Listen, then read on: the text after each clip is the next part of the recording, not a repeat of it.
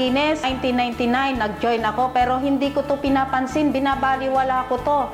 Kaya nag-start ako mag-focus nung 2003. Pero isa akong dating teacher. Income ko lang po talaga less than 6,000 pesos. Pito po yung mga anak ko, single parent ako. Kaya ginawa ko na talagang magkaroon ng goal dito noong 2003 at talagang pinosisyon ko sarili ko. Kaya na po yung focus na ginagawa ang DXN, tuloy-tuloy.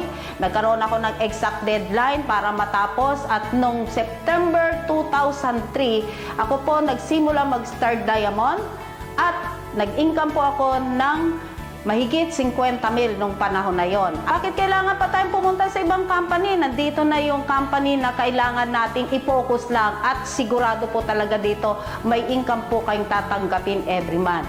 Ang gagawin lang po natin, maging seryoso tayo dito, ginagawa ang DXN. Magkaroon tayo ng good attitude. Huwag na po nating iisipin pa yung mga negative ng mga bagay dito. Kasi ito po talaga, seryosohin nyo lang po, sisiguraduhin ko sa inyo, hindi po kayo dito mabibigo at healthy pa kayo. At palagi po kayong masaya.